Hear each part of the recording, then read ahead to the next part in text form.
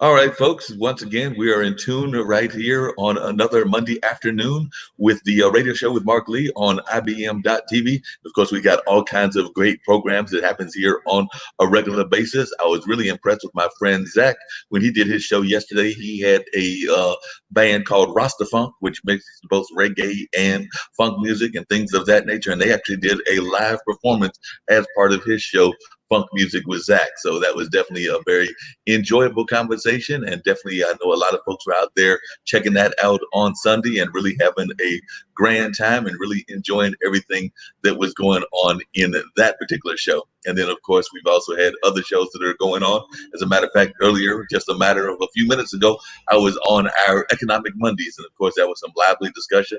We had some folks from Australia, actually one gentleman from Australia. We had some folks from Canada by way of Russia, and of course we also had guests from all over the globe. That's what IBM.TV is all about.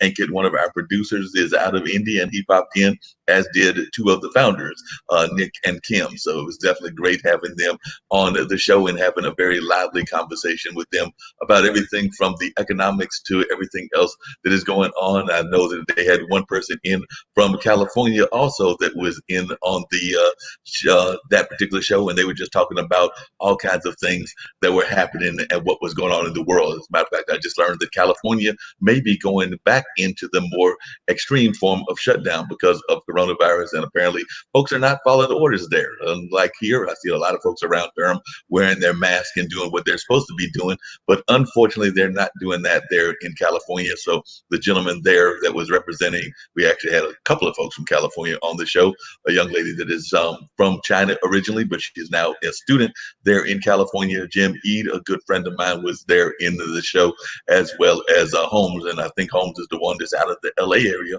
that was telling us that they're about to go into lockdown in very extreme form there in California. I hate to say that, but that is what they are about to be doing.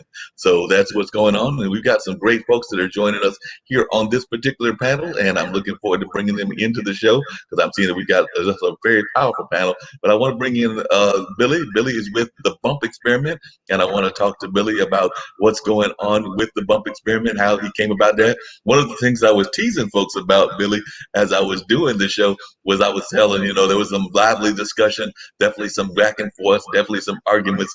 I mean, they were having it in a kind of way, but I jumped in there a couple of times and told them that they had to be a little bit kinder because I was going to have Billy on with the Bump Experiment. So definitely tell folks about the Bump Experiment and how you got involved in the Bump Experiment and what that's all about. Because it seemed to me that you had a moment where somebody was kind to you and you're trying to spread that word of kindness around the world. So I just love to hear a little bit more about the Bump Experiment and what that's all about.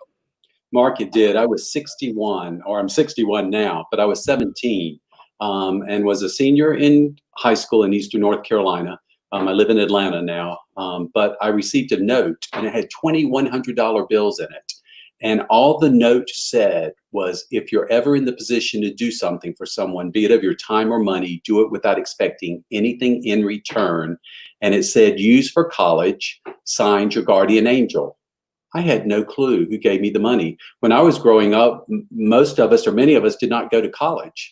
We stayed home, and you worked on farms or went to factories or whatever, and that allowed me, I got accepted to Chapel Hill, and that $2,000 way back then covered my first 2 years of college tuition at Chapel Hill, and I worked 3 jobs and worked my way through college. And I did not know who gave me that money out of a sense of gratitude. I always thought I was a nice guy growing up, but I always say that cursed me to be nice. I had no choice but to be nice the rest of my life because someone planted a seed of kindness that truly affected the rest and has affected the rest of my life. So I moved to Haiti and volunteered out of a sense of gratitude. And then I moved to Atlanta and I continued doing things for people just because I felt a sincere sense of obligation to give back because somebody had done something for me. And I would keep coming home to my small hometown of Farmville, North Carolina. It's in Eastern North Carolina. And I would come home and people would say, oh, Bump was asking about you, or if we'd seen you. And I came home quite frequently between college and in my first few years. And I thought to myself, why does Bump keep asking about me? Well, I had been in the same church as Bump, sat beside him in choir. Never occurred to me that it was Bump. And then finally it dawned on me, Bump was the postmaster in my hometown. of Farmville, North Carolina. And Bump had the pulse of everybody of what was going on. I found out later that Bump had not only helped me, but a lot of people in emails. So anyway, I flew to an event about 6 or 7 years I was 26, 27, I don't remember exactly when, but I was at an event that Bump attended and made sure I was there. And that was the first time I had seen Bump in years. And I walked up and he was against these hedges at the event and he had a big smile on his face. I get emotional when I talk about this, because in that moment I walked up to Bump and I said, I know that it's you. And he started tearing up and he just had a big smile and we hugged. And I said, because of your kindness, I will help thousands of people in my lifetime with my time and money. So I continued doing that. And I would get people involved as I got older and pull people in. And I would find out about things locally and I'd find out about things globally and say, will y'all help me put a well in this city or country or city in Africa? And they say, sure. People would tell me about needs, or locally we would find out about something. Finally, when I turned 50, I was 49, turning 50, friends said, make this bigger. We're tired of you just pulling us into it. We don't mind helping, but you need to spread this word. So I said, give me a couple of days. Let me think about it. And I came up with the idea of the Bump Experiment, honoring Bump. Wow. So thus we have the Bump Experiment. We're going 12 years strong now. It is my. And is Mr. Bump still living? Is the person that is representing that person? I assume Bump was a nickname or something like that. But his name was Bumpus Humphrey, and everybody in town called him Bump. And Bump would be 101 or 102, I believe, if he were still alive today. He died at 88.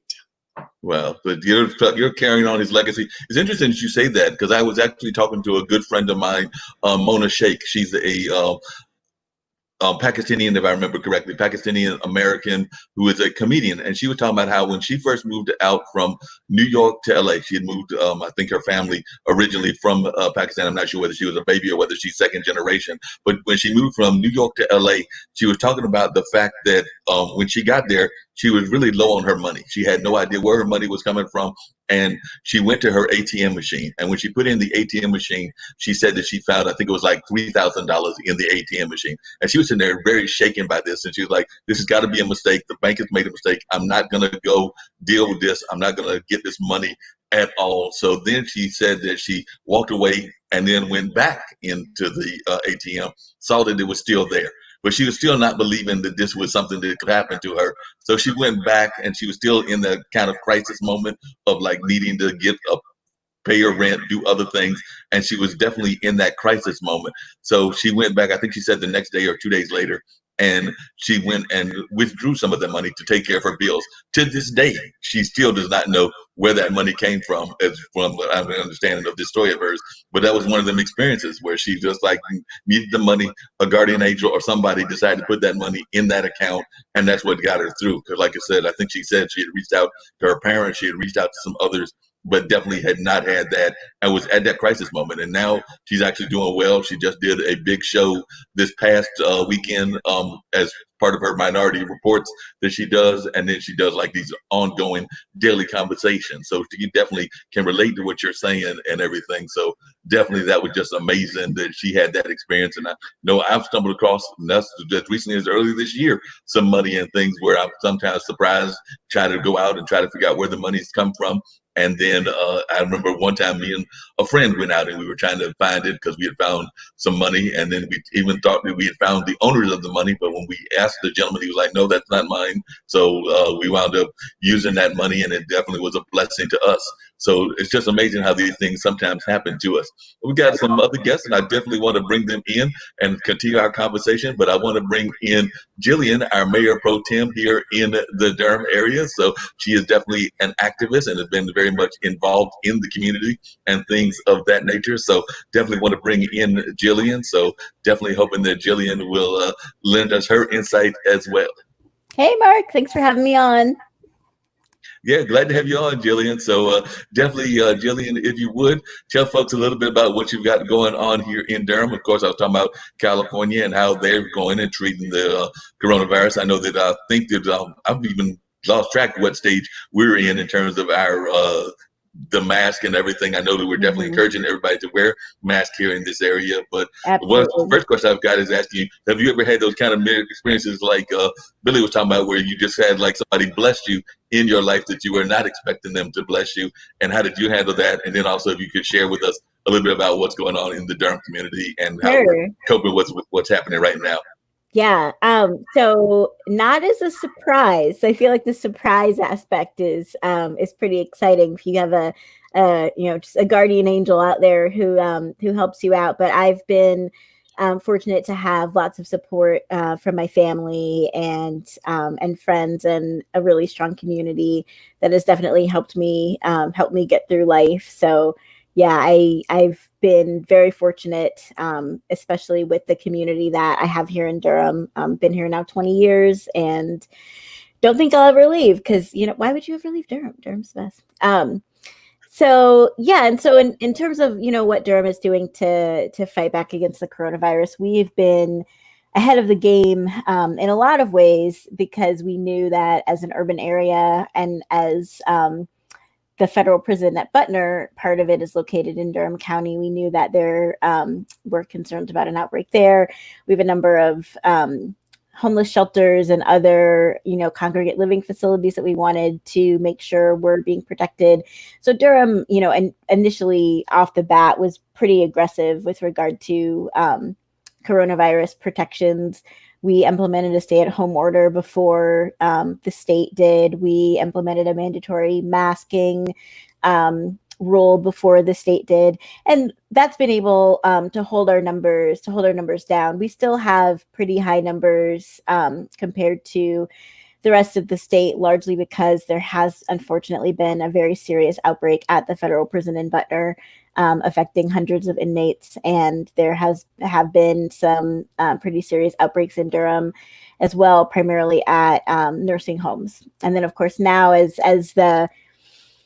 the virus has, gone on for so long, we've also seen some changes in who is being most impacted. So now we started off with a pretty heavy disparity in terms of Black folks. African Americans were more likely to get coronavirus. Now we're seeing that disparity multiplied for folks in the Latino community, who unfortunately are more likely to contract the virus because they work in essential jobs, are more likely to work in essential jobs where they're not given the option to work from home, or in situations where they're not able to access PPE. And so that's been a big priority for us and for our health department, to reach out to our Latinx community and make sure that people are being taken care of, because they do, unfortunately, right now have the highest rate of new infections in the city and county of Durham.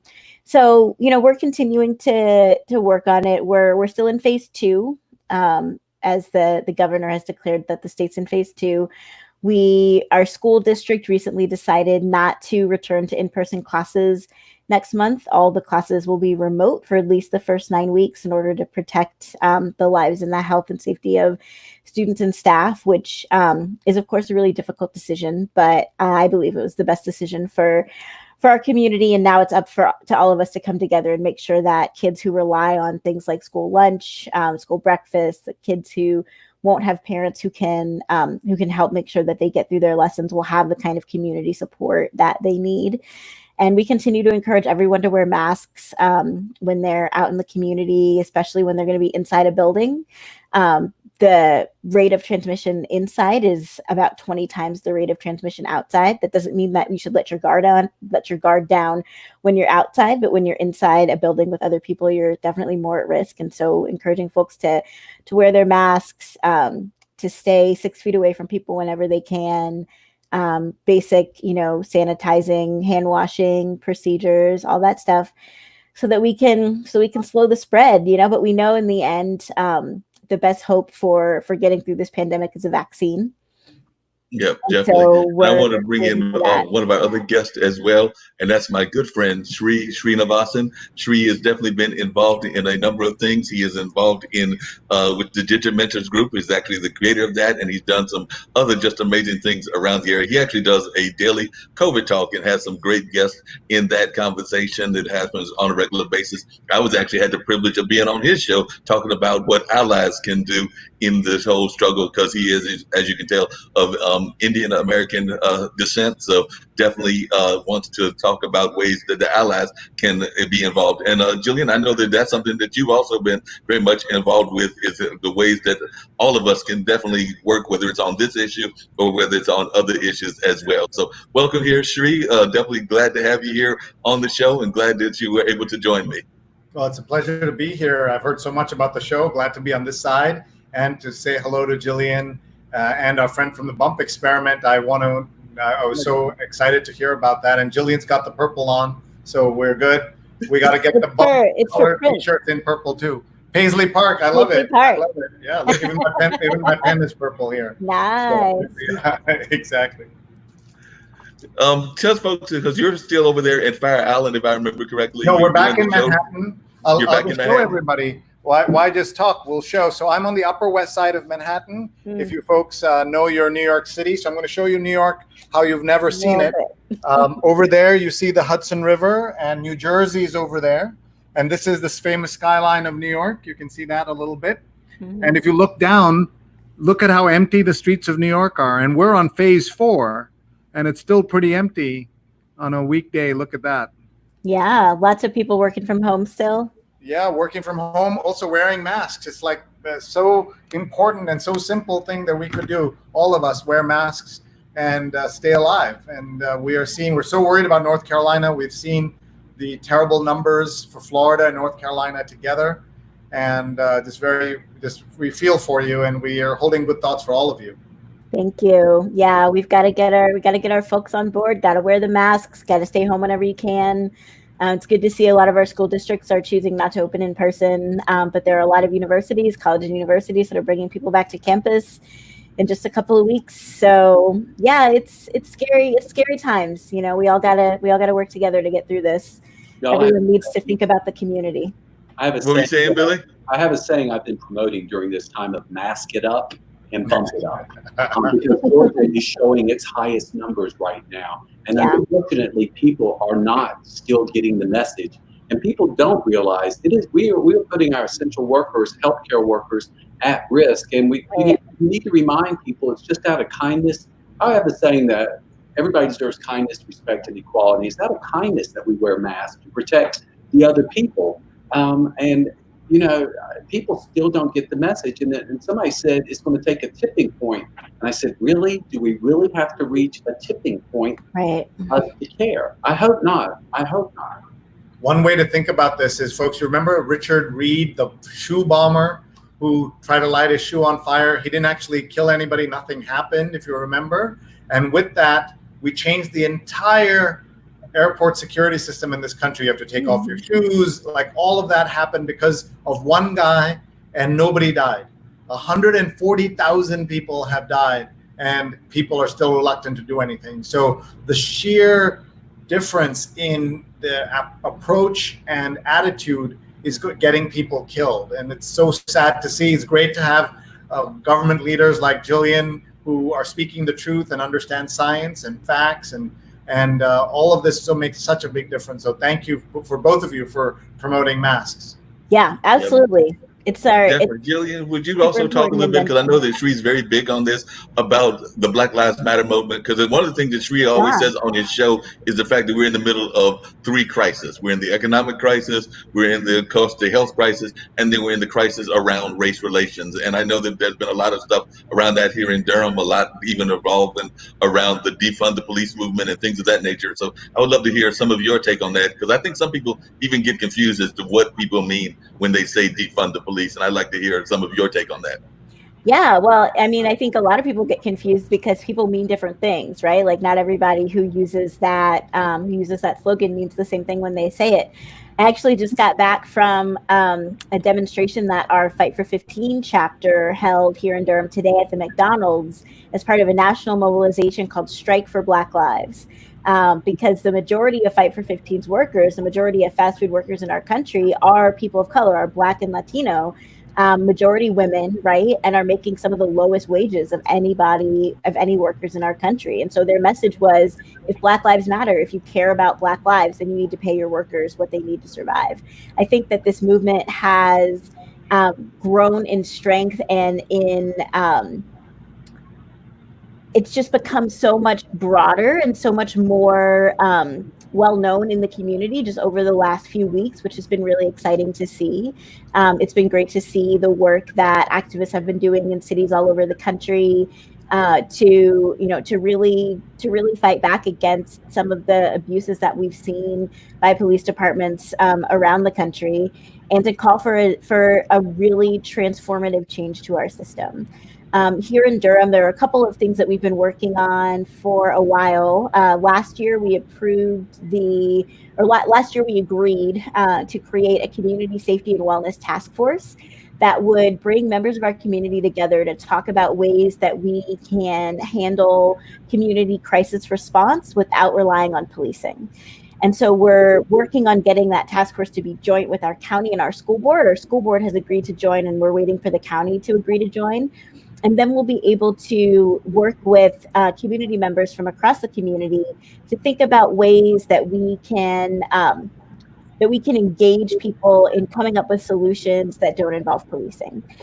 We'll be asking them to think about alternative crisis response systems like exist in a few cities.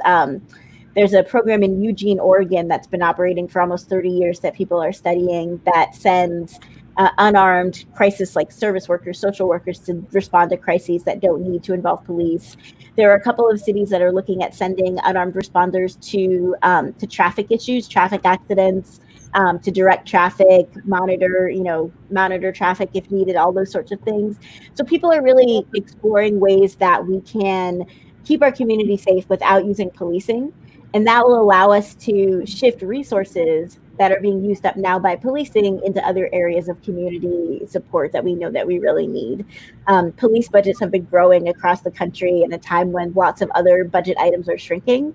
And so I think it's really important to take a look at what police are doing, what we want police to do, what do we need police to do, to what do we not want them to do, and how can we assign that work to other people in the community who can do it better and can do it without the risk of exposing people to the larger states, like the larger aspects of state, like incarceration, court dates, all the ways that people get trapped in, this criminal legal system that if they don't enter in the first place, they don't have to worry about. And then all the residual consequences of that, if you have a conviction or even a charge on your record, sometimes it's hard to find a job, it's hard to find housing, it's hard to get your life back together. And so making sure that people have more options, that we're not putting people in situations where it's going to make it really hard for them to survive in the future. So yeah, we're trying to move that work forward in Durham. I'm excited to see it move forward around the country. And Sri, actually, that's one of the things that I know. I think your guests this evening are going to be coming in from Portland, and they're going to be talking about some of the tragedies that were happening there in the Portland area, because it sounds like there were some very bad ways of police state kind of actions that were going on in Portland. So tell a little bit about what that was and what the show will be this evening. Sure, thank you. So our show is a daily global show where we talk about those three crises. We talked about the health, financial, and racial inequality crisis, and it's all kind of coming to a head in Portland, of all places. In some ways, it's so different from a lot of the other places because almost everything happening there, all the players there are white. And they're there. There's a small but vibrant African American community that has been leading some of the protests. But this kind of lockdown protest that's happening now, where you've seen unmarked cars come in and people just get picked up and thrown in them and taken away, like that doesn't happen in America. You have an obligation to tell people who you are when you arrest somebody. Journalists have an obligation to reveal ourselves to you. We can't just pretend we're not a journalist and kind of just chat with you and then take notes and publish it. Same way, the obligation's higher on the police. So we have been saying on my show every single day, we've been live for 131 days today through the pandemic and the lockdown in New York, that we want police. We're not saying no police. We're saying make sure that the police have the added funds they need. But the de-escalation tactics that you just heard about from Jillian, brilliant, right? Like reduce the chances of escalation and send them in for the things that they really are good at and are able to deliver, because we want to be safe. No one's asking for more crime. No one's saying there are some people saying abolish the police. Even there, they mean reconstitute the police. But those are the words that are used out of, if we used against those same protesters. I like to talk about climate change versus global warming. If 30 years ago they had used global climate change instead of global warming, then every time it snows, the president couldn't say, hey, look, it's snowing. Where's the global warming now? Right? Like, that's the use of words matter. And you remember how the Republicans called it death taxes and death panels? They're really good at labeling things, and that has consequences in how people are thinking. Mark, can I jump in and say something? I agree, Sri. There's one thing that words have power, and I remind people of that all the time. And a word I wish we would do away with is defunding and call it reallocating to help people with needs. And I'll tell you something else, and Jillian, it was interesting. I recently I ran a red light pre-COVID. I was hoarse, going to have to speak, and I needed to get some honey and stuff for my throat. And I sat at the stoplight indefinitely, like 10 minutes. And the guy pulled me over for running the red light. It's midnight. So I ended up in court 30 days later, and I pleaded not guilty. And right before my case came up, there was a black woman by the name of Mary, but it was just a woman. And Mary got up, a senior citizen on a fixed income that delivered papers, that had gotten a ticket for something, and she had pled guilty. And the judge said that had fined her. It was $160, $70 plus $25, $30 of fees on top of it. Mary broke down crying. And I stood up in court and I said, Your Honor, may I address the court? And he says, you may. And I said, I'd like to pay Mary's fine because I've never had this happen in all my years. I said, Your Honor, there's a first time for everything. And he asked me why. And I said, somebody stepped in and did something for me. And I said, I said, Mary needs to be out delivering papers and not worrying about working off a fine or $25 probation meetings. So she said, wow, after I told my couple of stories, and he called me up next. My last name is Von Schultz. He goes, I can't pronounce his last name. He goes, policeman has already said you stayed at that stoplight forever. And he had written on my ticket, broken light. And I'm thinking he was talking about my car, but he was actually talking about the light. I don't believe in luck or coincidence. I say life is about an openness. And the good Lord put me in the path of Mary, and to be there for Mary on that day. And a friend said, but you still ended up paying $180, so they dismissed you. And I said, but you missed the point of the story. And we have a DA here that represents us in my county, prosecute for the county. And the county said, can I speak to that man before he leaves? And he walked out and he said, because when I left, everybody stood up and said, bless you, thank you, my brother. And I just said, you're welcome. And the DA, who was black, said, Billy, you have no idea what you just did for race relations. I said, I didn't do that for race relations. I did it for Mary. And I said, so long we get stuck on labels. And I joke that people see me as an older white man or whatever they see, but I'm part of a minority of the LGBTQ community. Last night I attended a Black Lives youth art auction. I'm very much involved. And I tell people in conversations, because I still remember growing up in a very segregationist society where I tell everybody, I say it all the time, everybody deserves kindness, respect, and equality. And as long as we're talking about conversations, though, we've got to work on policy change. We still need to change the culture on a policy level where women, minorities on all levels, I don't care who you are, everybody deserves the same pay for the same work. And we need that to happen at a corporate level so that starts making changes. And I think we have finally reached a moment of change. And I think there's no turning back. And so for the first time in my life, I see all people out holding up signs that says Black Lives Matter. But I can tell you, I wish everybody could come visit my neighborhood in Decatur, Georgia, because I live in what somebody just said, this is a gem in the universe. And they came trying to look in my neighborhood. It's about 150 homes. Good luck trying to put 2 homes of those 150 homes together, because we are pink, yellow, black, white, gay, straight, polka dot, believers, non-believers, Indian, Pakistani, Muslim. You just can't put 2 houses together. And I always use a Maya Angelou quote, love it, that says, as humans, we're more alike than different, but we keep forgetting that. And I tell people, if we take long enough to talk to one another, we're going to find out that we have something in common. But if we don't talk, we're never going to find out the differences, and it's from different cultures. And people look at us and go, y'all are so different in that community, but you get along. And I go, folks, Y'all are looking from the outside in. We see each other from the inside out.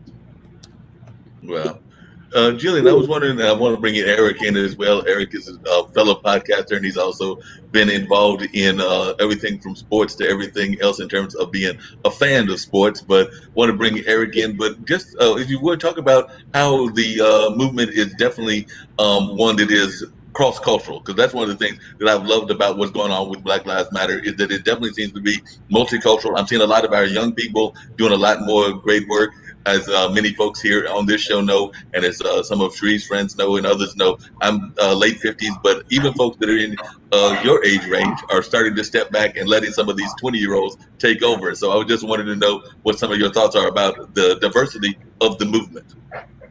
Yeah, absolutely. It has been really great to see a lot of new faces, a lot of new people get involved in this movement, and really, really want to be out in the streets pushing for change. Even with this pandemic, even with all of the, the economic issues and other concerns, and this real sense of like unpredictability about the future, especially I think for young people right now, like with climate change we were just talking about, and now with COVID, and with all of the social and political issues that we're going through. I think people just have a lot of concern and a lot of feelings of uncertainty about what the future holds, and especially for young folks to be out in the streets, masked, of course, and socially distanced, really fighting for a better world has been really inspiring. And I wouldn't say that I'm like quite an old head yet, but I have been doing, I've been doing this work now for about 20 years. And so there are, folks coming into this movement who are 20 years younger than me, a completely different generation, very different life experiences, have grown up knowing, I think, so much more than I did growing up in the 80s and 90s, how much of a threat climate change is to their future, and have been radicalized by that in a way, have been politicized by that in a way that my generation was not. I remember looking at, those little like scholastic book reports about global warming and like the hole in the ozone layer and all these environmental issues, but they didn't become real, I think, until the science on climate change became so clear and so like irrefutable. And these kids grew up knowing that this was going to be their future, that this level of seriousness, right? And so they take that level of seriousness into other aspects of their lives, with the fight against gun violence in schools, and now the Black Lives Matter movement. We've seen young people really taking the lead in an exciting way, and pushing movements, pushing the older generations to move more quickly, to move with more intentionality, to make changes happen now, not tomorrow. And so that's been really exciting to see. And here in Durham, there are a lot of new people who are just getting involved, who are getting engaged, and it's been really exciting to see the movement grow. I mean, we're going to need everybody if we're going to win. So I'm always excited to see more people coming into the movement, and we need to meet people where they are and welcome them in, and make sure that we are all working together, that we're all working for the same thing. And so how do we work together to make sure that we win the change that we need? Definitely. And by the way, Stephen Kaplan, who's a friend of both me and Shree's, was actually making some comments. He said that his thoughts are with everyone. It's mind-boggling at this point that people are not getting the life or death importance of wearing a mask. And he also said that everyone had better pay attention to what's taking place in Portland, Oregon, because he was saying that this type of black ops policing is terrifying, and we are not supposed to worry about those who are supposed to protect us. And if I remember correctly, and Shree can correct me, but I think that his mom was one of the first police officers, women police officers in the New York area. Am I saying that correctly, Shree? Yeah, he was. His mom was a wonderful police officer, one of the first women to carry a gun on the streets of New York and on patrol in the early 70s. And so he's the son of a police officer and understands that police officers are held to a higher standard. I'm the son-in-law of a police officer. He was the police chief in India. And we always talk about this, that everybody wants good police. We need the police to hold the peace and protect the community, but they have to be from the community and care about the community. What you're seeing right now in Portland is atrocious, and we'll be talking about it tonight at 9 p.m. on my social channels on Twitter, Facebook, etc. Mark, Definitely. there's a statistic out that we don't hear about, but I find that's an anomaly that we don't address. And the first thing is, I would say, guess y'all, which profession has the highest percentage for empathy, for kindness? What professions? It's teaching, it's nursing. Guess which profession, when taking personality tests, that does not score us on our sexual orientation, ethnicity, or other biases? It's just asking us general questions. Guess which profession attracts the highest level of aggressive behavior and bullying? It's policing. I was shocked when I learned that. So why can't we recruit people that have some kindness and empathy? Because when I was growing up, we knew our police. I love the idea that I heard proposed that police would have a 6-month or 3-month probationary period within a neighborhood or an area, and then the people would vote on the police if they get a badge and a gun. I love that idea that we actually engage the community to build the trust. And I think, Jill, you hit on a comment. There's one thing, Dr. Bernice King, the daughter of Reverend King here in Atlanta, made a comment on a panel that, and I think it's so true about the heart now, she said it's going to take a lot of heart work to do the hard work. And I think finally, as a nation and hopefully globally, we realize it's time to open up our hearts and do the hard work that needs to be done. Yeah, definitely. I want to bring Eric into the conversation as well. Eric, I met when he was doing stand-up comedy and doing some great comedy work. He's now I believe, a parent, so he's kind of pulled back from some of that comedy work, but he's still a fan of comedy and improv, and he is also definitely a sports fan. And I know that a lot of what's going on in the world now is that we're trying to see whether sports can reopen during this time. So I was just wondering what some of your thoughts are in terms of that. I know that baseball had a couple of preseason matches and they playing in front of empty crowds, which I just find not to be. I don't know how you can watch a game and be in front of an empty crowd, because that to me just kind of like defeats the purpose. But I understand they might be putting some cutout figures and things of that nature. Me and Jillian are here in Durham. Unfortunately, the Bulls are not playing minor league baseball around the country, isn't playing. So, and Jillian's giving me that sad look like she really likes going to the game. So I do. I love the Bulls games.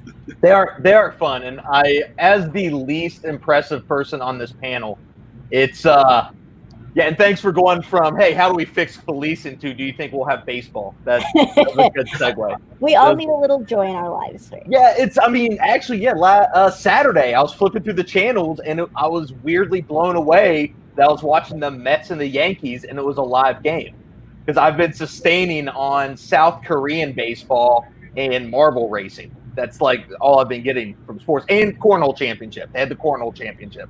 That's all I've had for sports. So, man, I hope it comes back. Like, people need to wear masks just so I can see if Tom Brady can get it done in Tampa Bay. If nothing else, let's just see if he can do it, or if he gets hit and turns into dust the first time he gets hit behind the line. Yeah, he might get turned into dust, things of that nature. And I agree, because actually I did have a little bit of a sports moment last week. There was the tournament that was going on that was involving all-star kind of players. It was the TBT tournament, and I'm a Marquette graduate, and the Golden Eagles, their alumni, actually won that game. So I'm waiting to get an email, because supposedly I'm supposed to get a little bit of cash. It won't be nowhere near what the players got. I think that the email said that it might be $88. Coming back to the bump experiment and getting some sort of windfall cash, is supposed to be, I think, somewhere like $88 for those fans of us that voted for the Marquette team. So we're hoping to get our little check. The players actually split $1 million. And the interesting thing was they split $1 million when it was $2 million last year. And the reason it went from 2 million to 1 million is because they spent $1 million on making sure that they didn't have that many cases, because they were playing in a bubble like the NBA is going to try to do, like some other players are going to try to do. And since they were doing that, they spent $1 million excuse me, on trying to do the cleaning. So that was cleaning the microphones, that was cleaning the doing the separation of 6 feet of distance, and doing a lot of other things, and then doing the constant testing. So I know John Hopkins was helping with that, and like I said, $1 million was what they spent on making sure that could happen. That's even, and I'd like to hear from everybody what I'm concerned about with schools, because I am of a big I know that students would like to go back to class. I know that teachers would like to be teaching in class, but I don't think that they want to do it unless they're safe.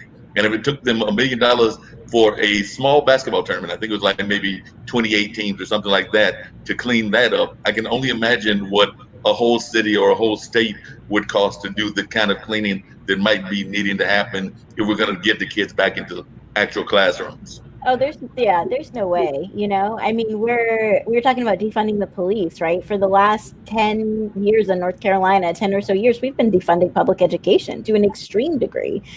We went from, you know, something like 27th in teacher pay to 49th. And, you know, I'm a public school parent. I have 2 kids in public schools, and we are always being asked for resources to help the school. Like when we start school in the fall, we're providing Lysol wipes and tissues and, you know, snacks. Like parents and teachers are buying this stuff out of pocket. The kind of equipment that we would need to open schools safely would require a serious investment in public education that our state and federal government have shown themselves that they are completely unwilling to make. And so until that happens, until those resources are provided to classrooms, it's going to be completely unsafe for kids, for teachers, for staff, for everyone. So if we really want kids to go back to school, the federal government and the state government needs to put up some money if you really want to see, you know, these buildings become safe for children. If schools are the critical part of the economy that we've always known they are, if our national leaders believe that, then it's time for them to show it with some serious funding for public education. Yeah, definitely. And Sri, I'd like to hear from you what you think about social media and how that plays into the whole conversation, because I am a big fan of social media. I know you're a big fan of social media, but unfortunately, I think that person that's sitting there in DC spends a little bit too much time on his social media feed and says a lot of needless and we call it executive things. Time. Don't forget, we call it executive time, where he's watching TV and tweeting away. Yes, but I just think that he does way too much of it and does too much of nonsensical kind of things that he's saying. I mean, some of the things that he's saying, I'm reading them and I'm thinking that like I'm watching Eric or one of my comedian friends, because some of the things he's saying are actually very comical, even more so than the actual comedians. It's why I stopped doing stopped doing comedy, because he was funnier with his real life tweets than I am anything I could make up. I literally every day I go, this is real. Oh God, this is terrible. Yeah, that's unbelievable. That's really is a problem for everything we're trying to do in the country. I think social media has so much good it can do, but we've also seen the issues. Like part of the reason why I'm so upset about everything that's going on is obviously the 140,000 deaths and the millions of cases of people who are sick. But also think about the vaccine. If and when we get it, how the heck are we going to make sure everybody takes it? There are people who have been brainwashed into thinking vaccines are bad, and they're partly because of the president, partly because of Jenny McCarthy, and partly because Robert F. Kennedy Jr., right? So this is not a political thing. This is people who are misguided about science and are forcing their beliefs on everybody. I mean, we have the measles is back, because there are other diseases and illnesses that we have worked so hard to get rid of or are almost on the brink of extinction, and they come back because of a lack of awareness, knowledge, understanding of science. And that's what's been devalued in this society, and it's so tragic. And that's when it comes from the highest office in the land. I'll just say that about Florida. Just look at what's happening in Florida, where the governor is not putting in a mandate, and in Billy's home state of Georgia, you've got the governor is saying not only is he not putting a mandate, he's reversing mandates that are local, and he's suing the mayor of Atlanta to remove the mandate she's put in. Let people have a mask. That's all it'll take. At the CDC, speaking of Atlanta, the director of the CDC said, if we all wear masks for 6 to 8 weeks, we can stop this thing. But every day that we're not doing that, we're going to extend and make it worse. So there's no way all of us are wearing masks for 6 to 8 weeks starting today, right? It's impossible because there's no mandate. So how the heck will we do this going forward? I'm so worried for all of us and worried for our country. Yeah, but I agree with you. there's something, I keep the bump experiment very apolitical. So everybody's always trying to figure me out. The friends know where I stand, because kindness knows, no, I don't care if you don't vote, if you vote, I hope you vote, or if you're Republican or Democrat. And that's part of social media and everything of the divisiveness. So I would say things like, we need from an executive level, we have the tools to be successful. You give people the tools to succeed, then it's up to them to be successful. The CDC has given us the tools to be successful, the science behind it. We need, from a national level, these are the tools, folks. We know that we can get back to being better and working. It frustrates me that people are saying, well, we have a right not to wear a mask, or we want to remain working. Well, folks, you can't have your cake and eat it too. We know that by social distancing, wearing masks, washing our hands, doing the things to set us up for success, we've been given those tools. Now it's for us to be successful. However, from our governors, from our local leaders, our state leaders, our national leaders, we need for them to help us achieve that success. And when we're not giving those directives and or demonstrating, I think the best thing that we can do is to see our leaders wearing masks all the time. And again, folks, when we talk about wearing masks, we're not talking about wearing masks 7/24. We're talking about when we're close together, because unfortunately, still in Atlanta, this weekend, every weekend I drive down by Piedmont Park just to get a glimpse in the truck. I would say this weekend, 1/3 of the people, I don't care what their ethnicity, what their sexual orientation, I don't care if they're pink, yellow, black, white, polka dot, 1/3 of them weren't wearing masks. And we know that that's going to be disastrous. And forget that people keep talking about more people are testing positive. Well, that just means we need to ramp up wearing your mask. Wear your mask when you're in a group.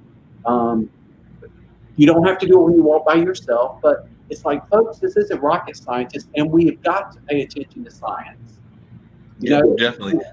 And Jillian, if I remember correctly, you can correct me if I'm wrong, but it seems to me that you actually have that kind of background, because you definitely, I know you went to Duke, and a lot of that was more like being trained in public policy and things of that nature. But I believe your partner is actually involved in the science field, if I remember correctly.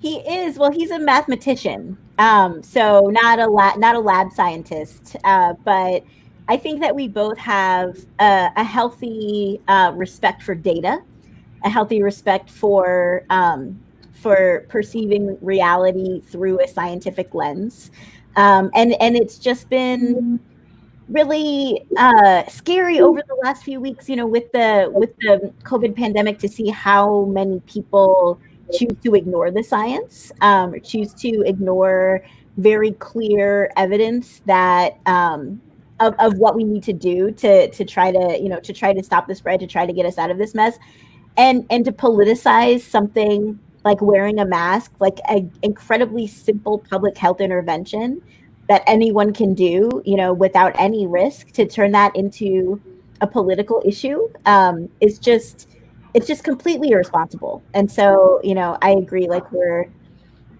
in a situation where we're in some trouble, but we have to have our political leaders, our cultural leaders, right, our social and civic leaders, to be out modeling the correct behavior, and making sure that people know this.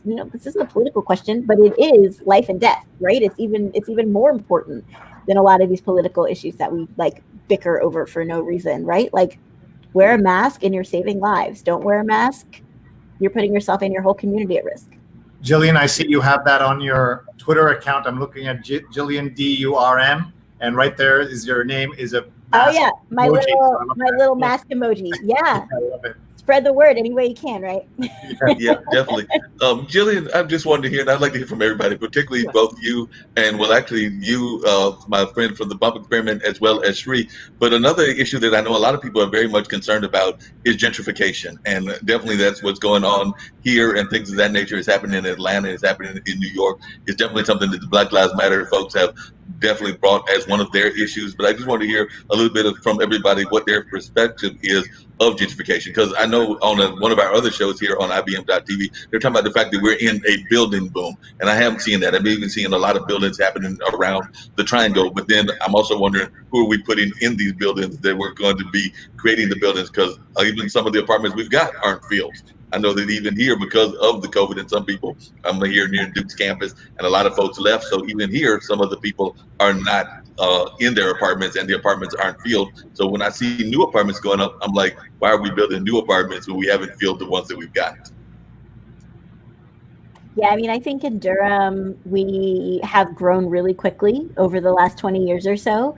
The economic downturn that we're seeing now because of the pandemic might slow that down a little bit, might actually result in fewer people moving to Durham and less activity. So we'll see, right now there's definitely been, there's certainly less economic activity overall, but I'm not sure whether that's hit the construction industry yet. We'll kind of have to wait and see.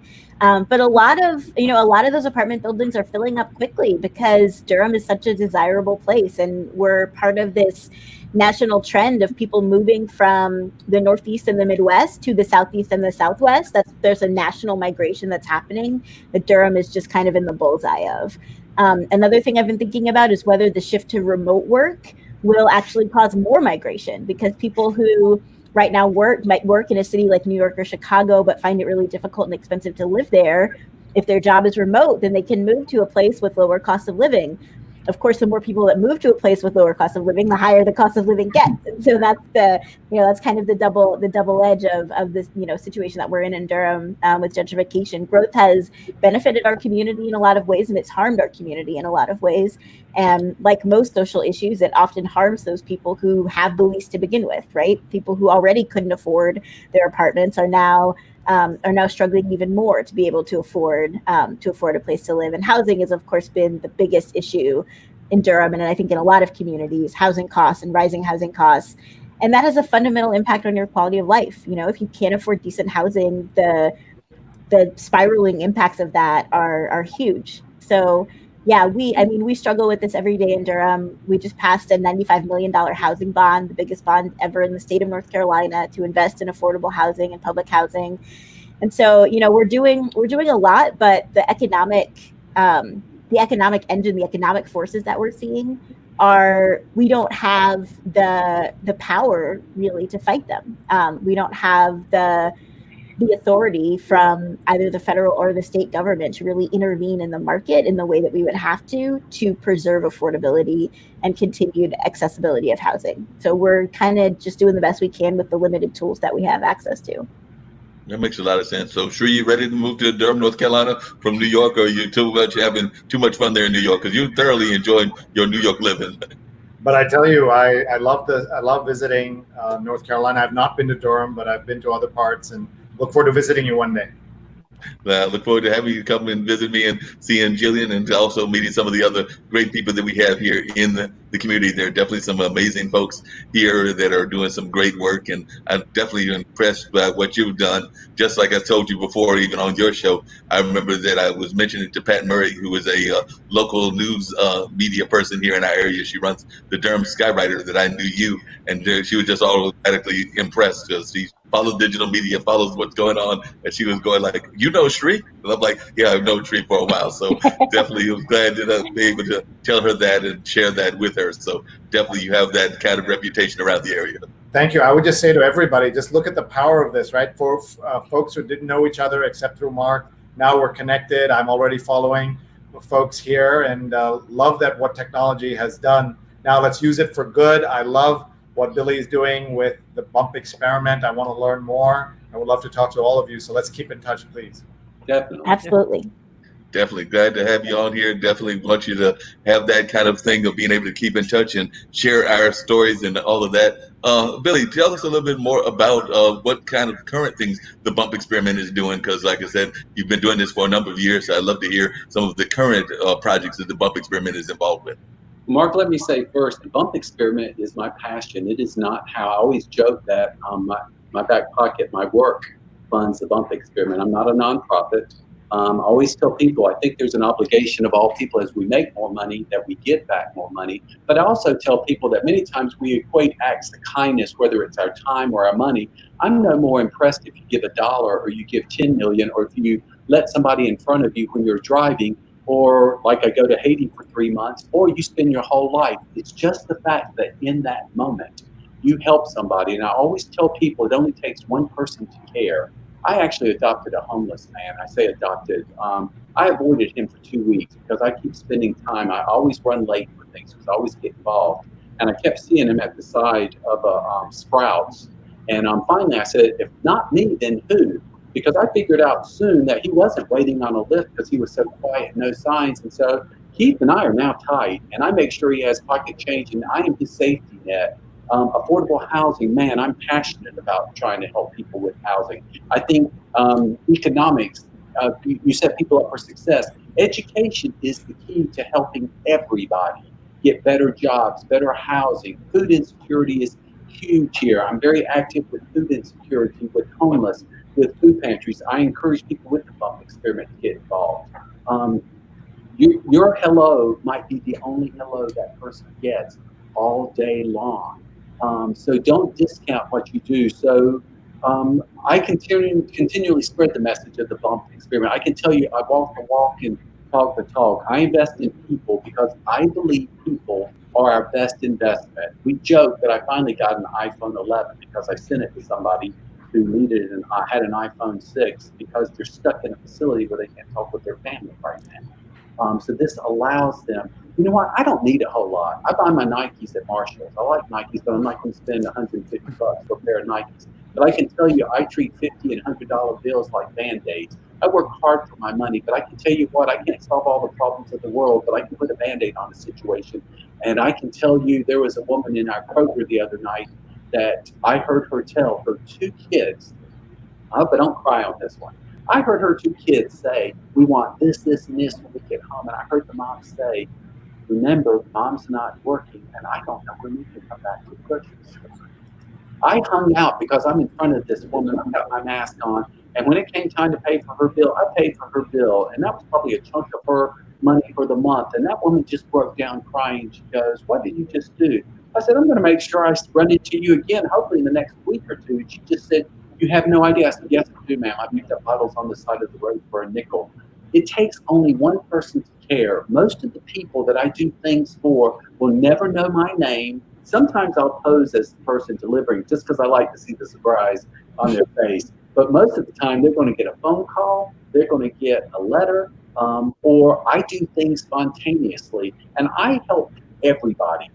However, I disproportionately help people who are struggling, and I put myself in places. I don't have a comfort zone. I'm all over the place. I don't care what you do for a living, where you live, what you drive. Just tell me what you do to make a difference. And it only takes one person, just one investment, and you make a ripple and you create a wave. I'm very passionate about this because if everybody would do just a little, it doesn't take a few people doing a lot. And when I'm purple and I help somebody pink and somebody says, oh, no offense, y'all got purple on. I go, when a purple person, I'm helping them and I'm helping somebody that's got on polka dots, they're going to go out and say, well, purple people aren't nice. And I go, well, I disagree because this purple person helped me today. And it opens us up. It opens us up. And I always tell people there's far more good that goes on in this world than bad. But yet, the first thing we do by the news is we judge the quality of our lives by the misery of others. And I tell people when we talk about your car, you say, well, I'm behind the car payment, but I heard you got repoed last week, so I guess I'm doing okay. Folks, that's not how you judge the quality of your life. The quality of your life is your thankfulness. You might not have the best job, but you have a job. And I think the biggest equalizer during this COVID time has made people realize that the middle class is vulnerable. They've never felt this vulnerable before. So now they're getting a taste of what it's like for people who deal with homelessness, food insecurity, that wonder that live paycheck to paycheck. Well, let's make things equal. Let's make everything an equal playing field. And when one group benefits, we all benefit. And if we all... Oh, yeah, definitely. Billy, I just wanted to cut in real quick. I do want you to finish that thought because I definitely love what you're saying. But Tree's got a bounce on me and everything. But I just wanted to, before he leaves, and we'll continue the conversation, I would love to hear any final thoughts that Tree's got to share. And one of the things that I know that Tree's very passionate about, and I heard it yesterday, and I would love to hear it if he can give it us the short version, is the role of how the allies can help us, because I did hear your conversation yesterday, and I would love to hear you talk about that really quickly. I do know you've got to get to your other calls. Tree is like the busiest man in the world, so definitely definitely want to hear his comments. Thank you, Mark. Just very quickly, I'm so honored to be here with you and to meet all these terrific people, and I hope we can keep in touch. I think allies have to pay attention, listen, and support in every way we can. It is not up to Black folks to help us understand their pain. We have to understand it. Our good friend Sunny Slaughter, when I had her on my show, she's a DC-based activist and businesswoman. She said, don't ask your Black friends what you can do. Ask yourself, what have you been doing all these years? And if you haven't been doing anything, fix it. And we all have ideas. There's all ways in which we can help. You don't have to be politically active in order to help. Just help people. And I love what Billy's doing and everybody else too. I'm going to Jet, thank you so much. You have my email address. You see it on my screen. You have my Twitter handle. If I can help anybody with anything, please get in touch. And we'll see you all in New York City at some point. Take care. Thank you. Thank you. Bye. Bye-bye. You always tell people, don't just talk the talk, walk the walk. Nice. There's a big difference. Actions speak louder than words. Love it. Yep. Now, what were you? I'm sorry that I had to cut you off there a little bit, but if you want to finish that thought, Billy, then definitely go ahead and finish that thought. But I didn't know that Sri had told me that he was about to get off, so I had to cut in on you. Mark, it's just the fact of that I always try to tell people it only takes one person to care. Being part of the LGBTQ community, I've seen where you could be fired from your job because of that sexual orientation. You could be kicked out of your apartment.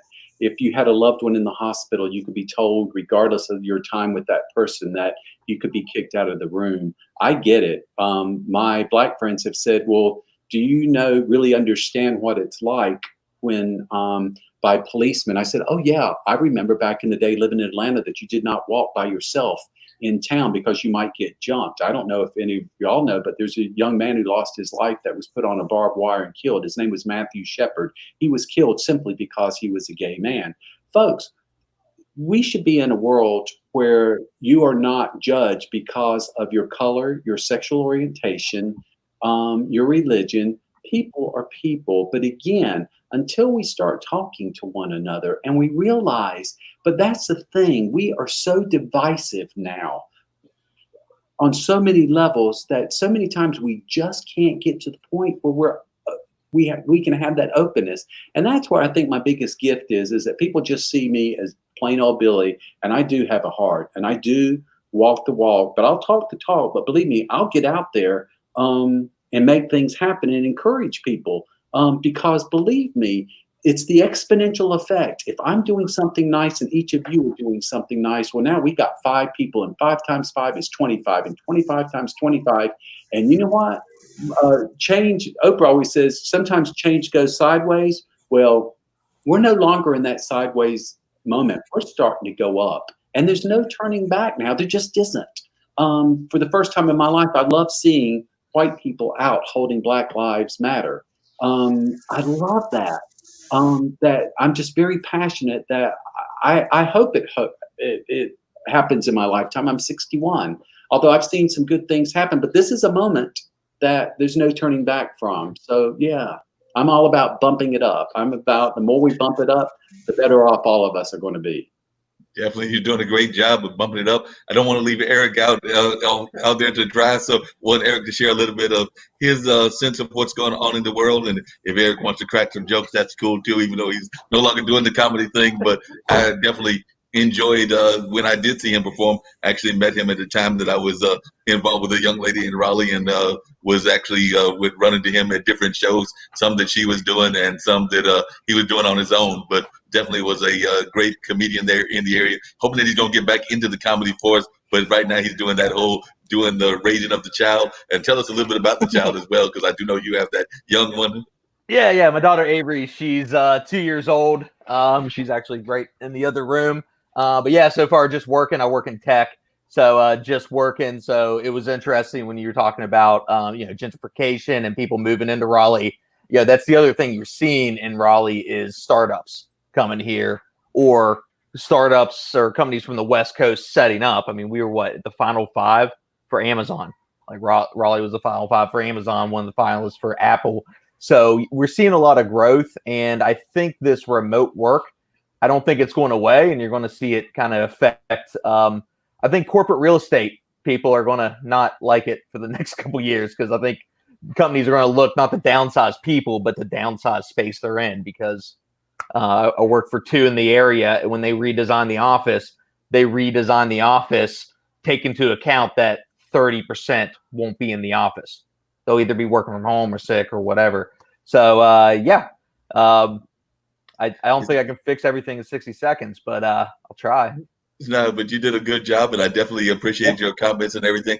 And I agree with you about what's going on with the economy and the way that things are being done on the tech side. I'm actually wondering, because that's actually something I've been thinking about, because I live around the corner from Duke University, and I know that a lot of times they're talking about remote work or hybrids kind of thing happening on the university. So I'm seeing all those lovely buildings over there on Duke's campus.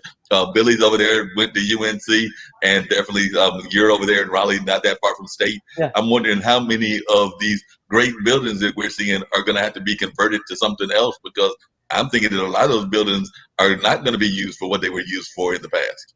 Yeah, I mean, I think remote work or remote e-learning, or I guess online learning, will make it into, definitely school and definitely college. But the other thing about college, though, is it's half. I mean, going to college is half about learning, but it's half about it's a time where you can live by yourself with like very little consequences, because you don't get hangovers. You don't you can drink till 5 and wake up at 8. I drank on Saturday and couldn't get out of bed on Sunday, so it's a little bit different. But yeah, I think it will definitely hit all. Technology hits all sectors, so it'll be interesting to see what happens. Yeah, it will be interesting to see what happens. I was just wondering, what have you learned as being a young parent? Like you said, you got that 2-year-old. That's the first time that you've been a parent. And I'm going to have Jillian give you some advice, because Jillian's got 2 kids, and she's definitely, I think she got her kids to some degree under control. Every time I see them out in public, they acted normal and acted like they're under control. But she's giving me that hand like that's an illusion. It might not be actual fact. But I would like to know what you learned in the 2 years since you've had your child. I've learned that having a child is the best thing. I'd never recommend. I cannot recommend anybody have a kid. It's just, I'm not one of those parents asking other parents when you're having kids. I'm saying, no, sleep in on Sunday. That's what you should be doing. Don't have kids unless you really, really want to have a kid. But she's great. That's completely reasonable. Yeah. If you really want to have a kid, then you should have one. And if you're kind of on the table on the fence, like, don't do it. Don't do it. Don't do it. It's way too hard of work. Your whole life. Totally. Yeah. Totally. Yeah.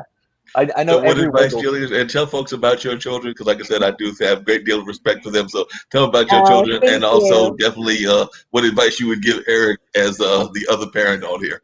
Oh, wow. So my kids are 6 and 13, both boys. My 13-year-old's going into 8th grade, and online learning has been fine for him. He's kind of an introvert, enjoys he's referred to himself before as an inside person. So he's been doing okay. My 6-year-old, I think it's a lot harder for younger kids. They're used to being outside, running around with friends, and so I think he's having a little bit of a harder time with COVID and with all the restrictions and being stuck at home all the time. But they're both super sweet. I do recommend that people have kids, because I love babies and I'm not having any more babies. So I need other people to have babies so that I can cuddle them and pinch their little cheeks. So yeah, but I feel you on the, if you don't know this is what you want to do, because you can have kids or you can get a Porsche. Right. A lot of other things. Once you have kids, a lot of your life options are eliminated. So it does have to be something that you really want. But I do really enjoy being a parent, and I want my friends to all have babies because I need to cuddle them. Well, I hate to tell you this, but I'm 58, so I think that unless I find myself some young woman out there, this friend, you're out of the camp, because like I said, I'm too old. Me and Billy, 58, 61. Yeah. Even if he didn't have that lifestyle that he does, it would still be out of the picture. So even if we could do adoption. So we could do adoption, and you could pinch the young teenagers or whatever that we might adopt. So that's a possibility. Eric, so you're saying that the Porsche is totally out of the possibilities for you now that you've got the kids? So no fast cars for you? You give it up for fast cars? I got a Nissan Rogue. That was I got the sport though. I got the Rogue Sport to Nice. make it a little sportier. Yeah. Close enough. But gave up on the whole concept of actually getting the sports car and things of that nature. So Yeah, just really definitely. quickly, I'm curious, just switching the topic a little bit, but what are folks places that they would love to go? Because IBM.TV is around the world. Of course, it's COVID, and we're in the pandemic, so we're not going anywhere right now. But whenever we get out of this, where are the places that are on your wish list? I know I've got a couple of places like Brazil, Costa Rica, Kenya, Australia. Those are on my wish list. But I'll start. I'll start from. I guess I'll go left to right. So I'll start with you, Eric, then come to Jillian, and then go up to Billy. So what's on your wish list of places that you would like to visit? Man, at this point in the quarantine, a bar. I mean, just going back out and being able to go and have a beer and not feel like it's like the apocalypse and it's weird. That would be amazing. But I think international. I mean, I'd like to go back to like Singapore. I think I like that. It was a good time when I went. So yeah, I'd like to maybe go to Singapore or just really anywhere outside the city of Raleigh. I think I'm not picky at this point. I don't care. I'll go to Durham just to get out.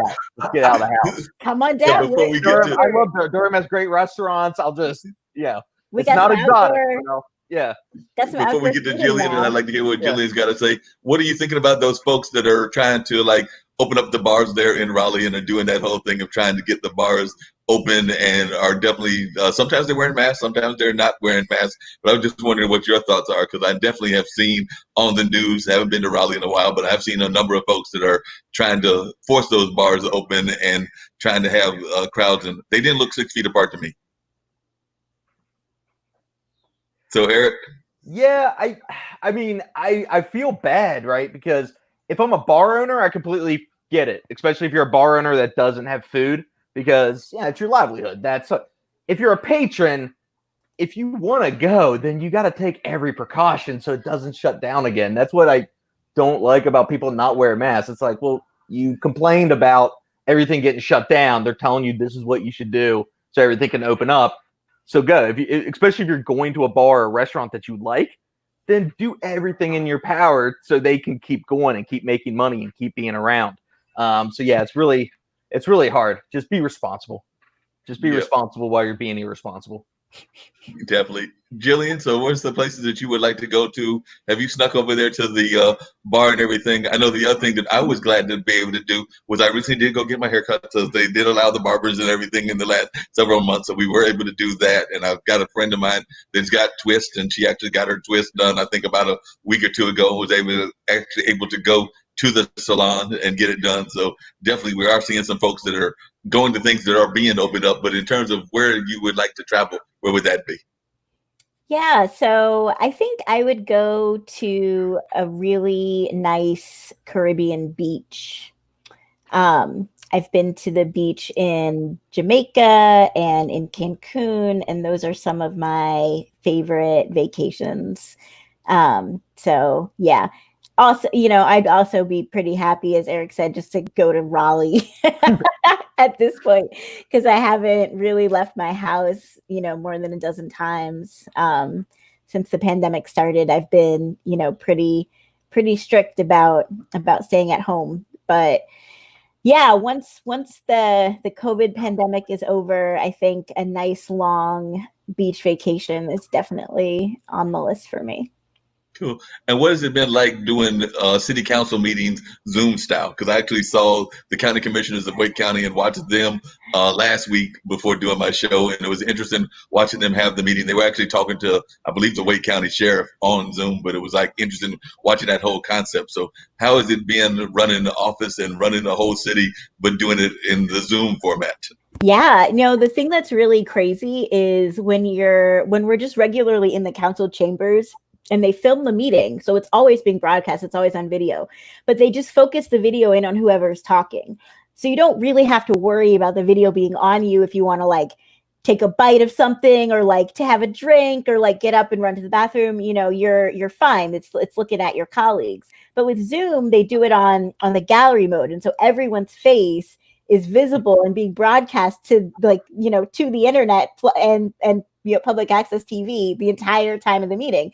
So the most challenging thing for me has been, like, you know, getting used to, like, being that visible, like every expression on my face. Like if I have to take a sip of water, you know, I'll turn off my camera and run to, like, you know, go to the bathroom or like take a bite of my sandwich or, or something. But yeah, you're always, you know, your face is just like always up there on the screen. And so that's been super weird. I think our staff has adapted really well. Like they figured out the Zoom system really quickly. Our tech staff is fabulous, you know, and they got us all going. So that's great. And, you know, residents, I think, have adapted to it pretty well. Also, we've had public comment sessions on Zoom. We've had, you know, lots of people call in and give us, you know, talk to us and stuff. So it's been, I think we've adapted well. It's definitely weird. But we're getting used to it, you know, and everything is weird right now, right? Like life's just weird. It's just going to be weird for a while. And what's your wish list of places that you want to go visit, whether that's in Raleigh or in Durham? But what restaurant or bar do you want to go visit, or just place in general? I know I'm waiting for the Duke Gardens to open. It's still closed the last time I checked, so I'm waiting for them to open so I can actually walk around Duke Gardens, because it's kind of a shame when the bus goes by, you see the big sign that says we're closed, and I'm sitting there going like, no, but I need to walk in the garden at least for a minute. Mark, as soon as it's good, I'm with Jillian. I'm going back to the Caribbean, having been there since right after college to Haiti, that we love cruising. I'm in the Caribbean 2 weeks to 3, once in a while a month, that we'll do cruising. And I like cruising because it gives me the opportunity that I've built relationships over these 35 years all over the Caribbean. And while people are out taking tours, which is great, I've swam with the dolphins or gone to the rum factory to visit. What I actually do is I go out to communities. When we were in Dominica, I visited a girls' school and did something where I'll visit an animal shelter, or I'll visit a church or a community center. And I'll plug, if you ever go to the Caribbean, you will be amazed at the number of these you see. Let me turn it up. It's the Bump It Up magnet. The color is orange. And anytime you see a magnet on something, you know that's a kind person. And it always cracks me up because I will mail these magnets out to the Caribbean, and I'll never forget one time I was in a shop and I see a Bump It Up magnet. I'm like, where did you get that? And they go, well, so-and-so, that's a basket. Well, there's a family I've become friends with in the Bahamas that there's something they call microloans, where you lend money, but actually I don't lend it, I give it, but I let them think that they're getting lended, but I want money back. And I've developed relationships with these people all over the Caribbean. So I grabbed myself some sun too, but as soon as the cruising industry's open again, and I feel safe, and I don't think that'll be for a vaccine for me, a proven vaccine, but I want to go back and get some sun and visit some friends that I haven't seen for about 6 months now. Seems longer than that now, but yeah, I'm looking forward to going back to the Caribbean. Well, I went on my first cruise, I think it was about a year and a half ago, and it was an interesting experience. It might have been a year and a half, it might have been 2.5 years, but it was the first time I had ever gone on a cruise, and I enjoyed the cruise, enjoyed the entertainment, enjoyed a lot of what was going on in the cruise, definitely enjoyed going to the places. It was to Puerto Rico, Grand Turks, and one of the Virgin Islands. I think it was the U.S. Virgin Islands, so definitely went on that cruise. I think there's supposed to be a fourth place. It was like one of the cruise islands. So, you know, sometimes the cruises will own islands, but that, unfortunately, the weather got choppy and we didn't make it to that stop. But I remember going on that cruise, and while I love the cruise and while I love that environment, I'm with you. I wanted to go see more of the actual people, like the people from the community, and not just the cruise spots. And the other thing that I did not like about cruises is that, well, I'm a big fan of conversation and talking to people and meeting new people and everything. There are some real hard salesmen in the art department that will try to get you to buy stuff all day long, as well as in the different restaurants that they've got going on. So there are some real hard salespeople that are there trying to get you to buy a little bit of everything. So I think I've got a print. It might be a cartoon character or something that they finally talked me into buying something. So I had to buy the thing that was the cheapest. So I did get talked into buying something eventually. So I did get something that was mailed to me from that trip. So definitely that's my only thing is I agree with kindness and being kind at all times, but sometimes those salespeople are not all that kind.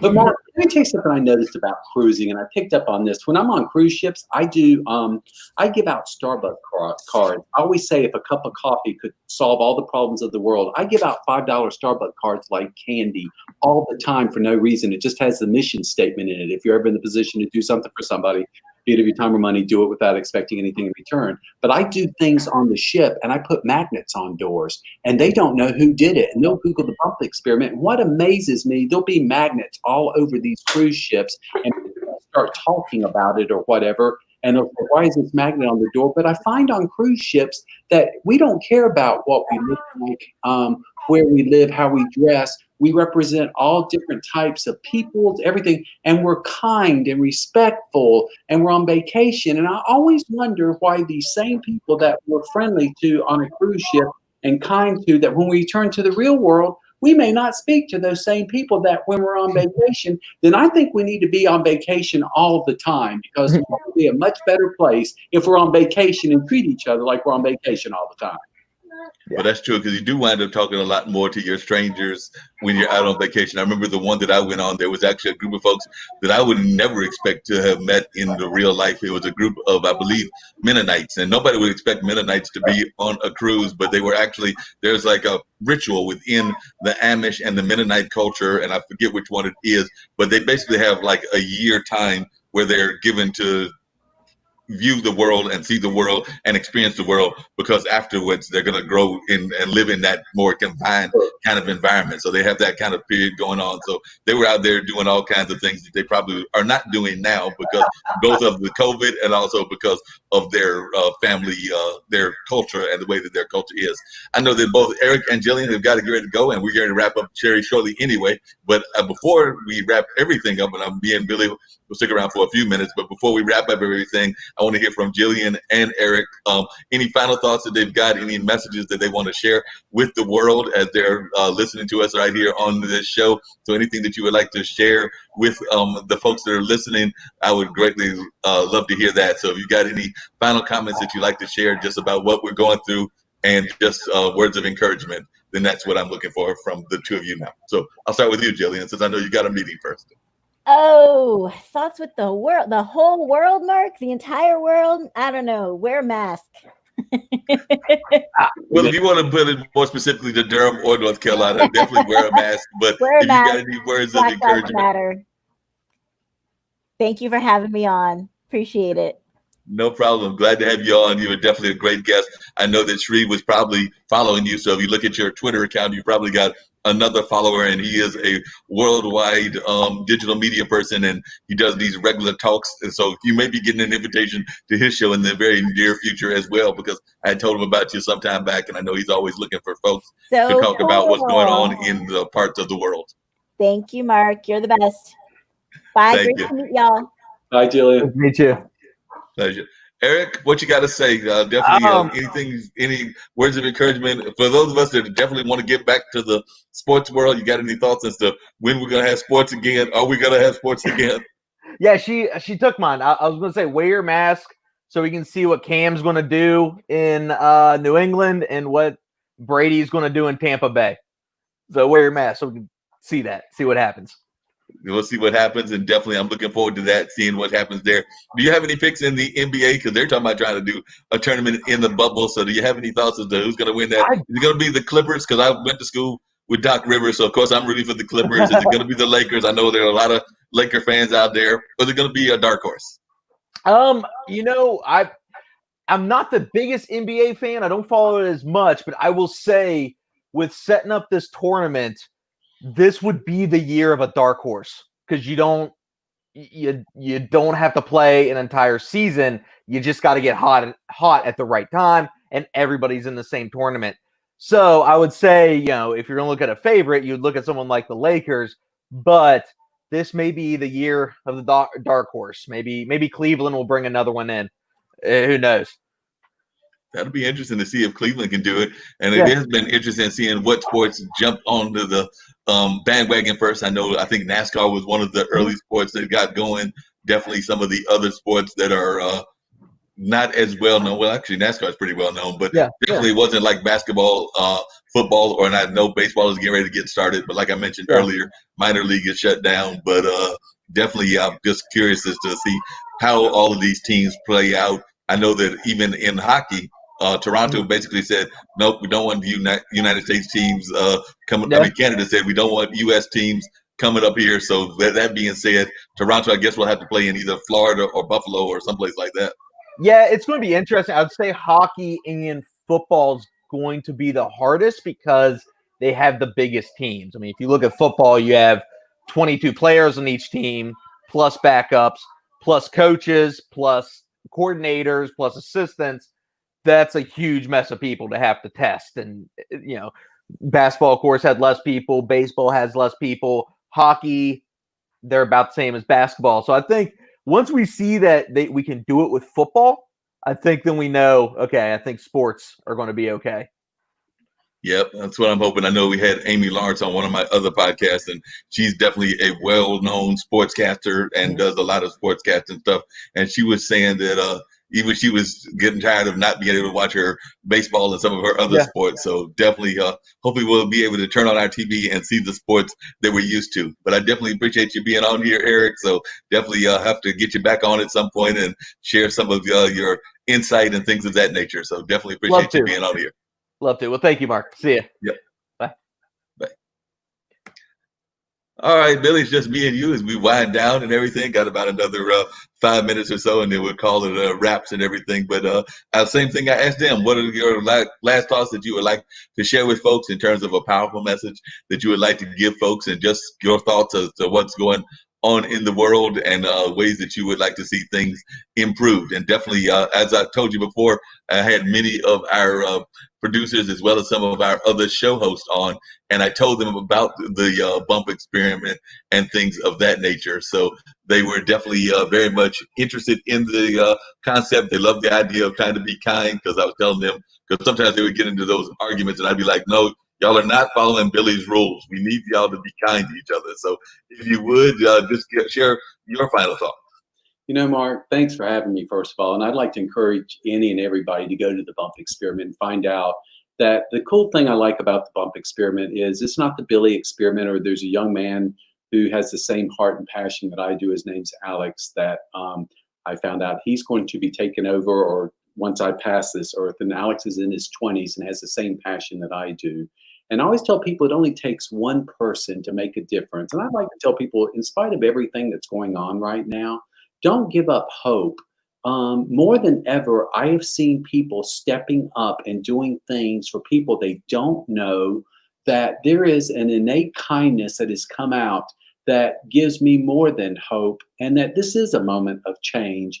And maybe there's a reason all of this is happening, folks. And so I just would encourage everybody to take the time to remember, there's no such thing as a little act of kindness and a big act of kindness. They're all equal. And this is the moment. This is the moment to make a difference in spite of everything. And I still believe there is far more good that goes on in this world than bad. And that we need to practice a sense of gratitude and to think of each other now more than ever, and to get involved. We think that because of COVID, that we can't get involved. Folks, there's so many ways you can still get involved, to donate to a canned good, or to help volunteer, dropping off something or doing something. Or I love all these things where people are having birthdays or coming home from hospitals, and there's neighbors. And I listened this morning about 100 people showed up with pets the other day, showing by a young boy's home for his birthday because he loved dogs. And so strangers drove from 45 minutes away. If that doesn't tell you that there are far more people than care that don't care, and just to take the time to talk, and don't let all these things that you think that are differences amongst you, if you find out and talk to somebody long enough, you find out that you're both experiencing the same joy. Or unfortunately, you might find out that the very person that you may have a bias against, that both of you have kids who are going through cancer right now, or a family member. And in that moment, you are sharing hope and joy that things are going to be okay for your kids. You're not caring what religion, what race, what you're caring, because you're both going through an experience, or you're celebrating the same joys. And if people could just reach that bond of of realizing we are more alike than different. Folks, we so much are. So quit looking at the outside in, looking at people, but look from the inside out. Just take the time to care and remember that one act of kindness, you might be the 17-year-old that got the $2,000 who has spent his lifetime trying to make a difference because of one person. And I'd like to believe because of Bump's kindness that I have helped touch the lives of many who in turn will touch the lives of far many more. And that when people say that, wow, I think the world sucks, they say, I disagree, because you're not going to believe what happened to me today. And that one moment just might be that moment that that person needs that sets the path for his or her life. Well, I definitely appreciate it. As I was telling one of our producers, Kim Calhoun, on this show, because she'd asked me where I had my bracelet yesterday on one of our other shows, because we'll sometimes pop in there and things. And I did not have it yesterday, but I did have it today. So I do have my bump bracelet on. So I definitely have my bump bracelet on. So just wanted to let you know the bump bracelet is here. So I did have my bump bracelet on, and I'm definitely sharing that message, and we're sharing it on our other shows as well. I know that a lot of what we talk about here is trying to bridge the divide. That's part of what IBM TV is about, whether it's bridging the cultural divides, the financial divides, or the various other divides as well. So I can speak for all of our producers and everything. I would love to have you come back on and maybe even bring you on to some of our other shows as well, because I do think that the message that you're putting out there is a very powerful message, and one that we need to have going on in a regular basis. And I know that Shaquille, who's out of Australia, he was talking about that as well, because he was talking about how he finds that there's not as much divide as we think there is in the country, because when he comes from Australia and other places, he sees a lot of people that if he stops in at a restaurant, they can have a conversation. They might be on different sides of the political spectrum, as you mentioned, or they might even have different religious views or different other things, but they're able to have a conversation, able to have a very powerful conversation and share a lot of their life experiences together. And at the end, be fairly good friends and everything. So that's one of the things that Shaquille was talking about. I tell people again that you don't have to agree or approve of everything. You don't have to agree or approve of someone's religion or their politics, or you don't have to agree or approve of any or everything. But everybody deserves kindness, respect, and equality. And I think so many times we've become divided that we've lost that sense of kindness, that sense of respect, and that sense of equality. And it's okay to not have somebody winning or losing. And we have this idea that, folks, we're in this world together. So when one of us in this world is suffering, we all are suffering at some point. And when one of us experiences joy, we all experience the joy, and we're winning. So if we can learn that we're a team globally, locally, in our state, nationally, and globally, I can tell you that we know from analytics that the bump experiment is in well over 17 countries. Now, I'd like to think it's in even more now. I haven't actually honestly checked. You know, I don't care about numbers. I care about kindness. And I just believe that kindness is universal. And you don't have to speak someone's language, religion, their race, their economics to be kind. We all it's an exhilarating feeling, no matter who you are, to experience kindness. But I'll tell you this, I get a whole lot more joy out of giving, because there's nothing better than knowing that you've done something that just it brightens someone's day. I spoke to somebody I pulled off the road about 2 or 3 months ago. I was stuck in traffic and stopped at a barbecue place. And I walked in there, and there were all white people except for one black woman in there. And I said, "Hey, how are you?" And she goes, "I've been in here 15 minutes and you're the first person to say hello to me." And I said, "Well, have you said hello to somebody else?" And she laughed and she goes, "Well, no." And we started talking, and I said, that's our thing. So often we're thinking it's because we're black, we're Presbyterian, I drive this car or that car. Sometimes it has nothing to do with, it's okay for you to say hello too, that we wait for the person to make the first move. Folks, don't wait first move to say hello. Just say hello to somebody. There's a saying that Joel Osteen uses: you never know who your gatekeeper is. You never know who that person is that could help you. You never know. So again, I don't care what your title is, where you live, what you drive. I don't care anything about you, Mark, except I want to know what you do to make a difference. And If you just told me I spent the day, I let 5 people in front of me today. 5? Oh my gosh. Because how many times have we wanted to get out of a space or something? You go, oh, thank you so much. And I tell folks, in the old days, we used to acknowledge people by waving or nodding. We don't do that very much. That's okay. I say you bank your kindness when something good happens to you. It's not that you do something to get something back, but that's not like a coincidence. That's just your kindness bank, because you just give. And sometimes just great things happen out of the blue, just as the good Lord shining down saying, thank you for caring. So always take the time to care. You never know how that one hello could be the only hello that person gets and could make all the difference in the world to them today. No, I definitely agree with you on that. I can't remember the movie, but I remember there was a movie that was out during the blaxploitation kind of era of movies, and it was a movie where the people actually literally stumbled across a picnic, and then when they were at that picnic, they became part of that picnic because they were, I think they might have been on the run or something like that, but they wanted to actually get involved and try to find, and they just stumbled across a picnic, so they pretended like they were that person's cousins or that person's relatives, and they actually got involved in there by just popping into the scene, because it was like I said, it was a movie, so it wasn't real life. But I'm sure people do that in real life too, where they pop there and they say that they're a part of a family. I know that there are even folks that are doing sad occasions, whether that's a funeral or whether that's a baby shower or whatever, or even weddings, that they pop into those events because they don't know those people from anybody, but they just want to be part of that environment, and they just like say, hey, in some cases they might even be thinking that it's a good meal that they're going to have, so they might be claiming to be a relative for that reason. But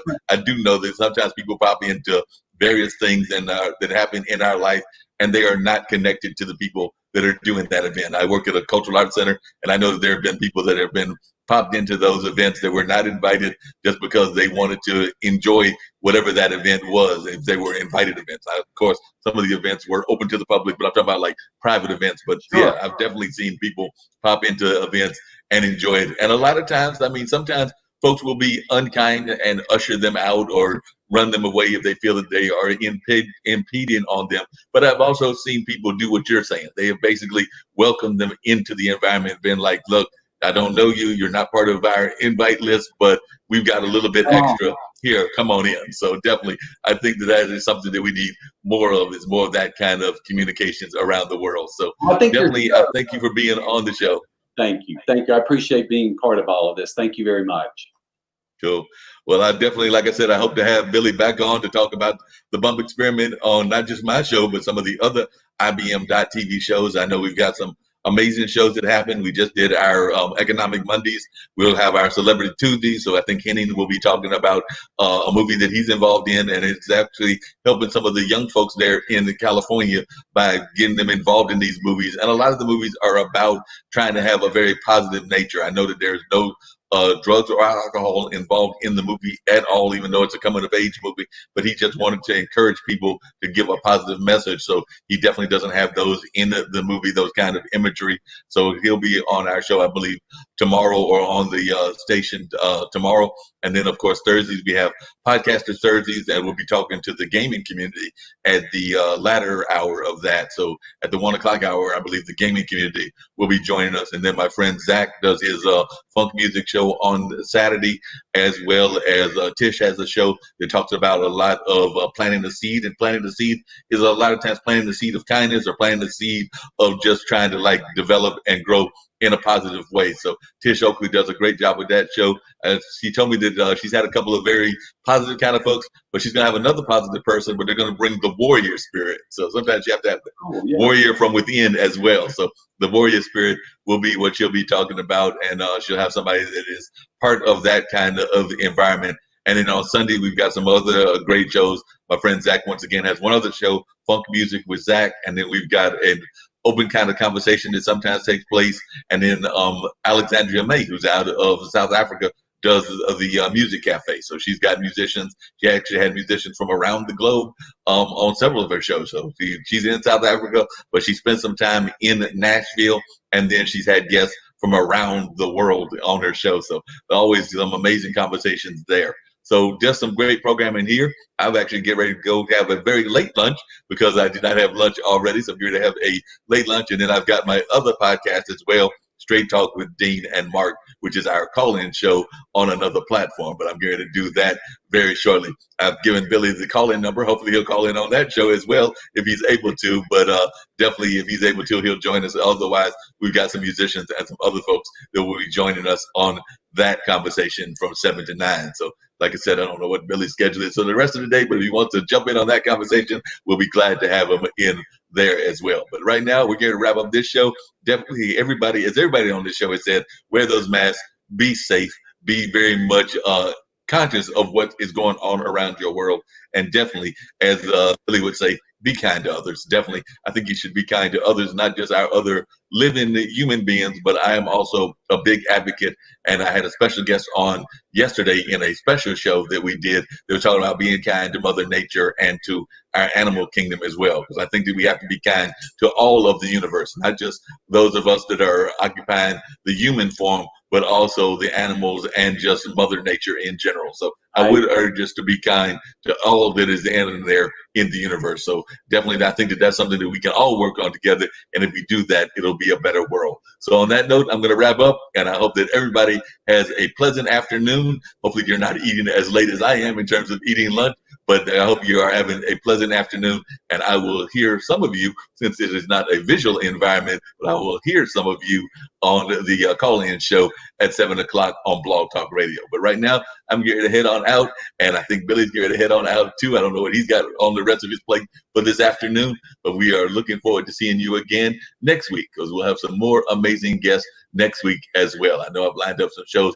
all weekend long that involve everybody from political figures to some artists to some and when I say artists, I mean out of the creative community, because I think most of those that I've been talking to have been authors and musicians and people along that line. But definitely some great guests are already in the works for the next several Mondays. And I look forward to y'all joining me at 2 p.m. to hear these great and inspirational conversations. Thank you, Mark. Bump it up. Thank you. And as he said, bump it up.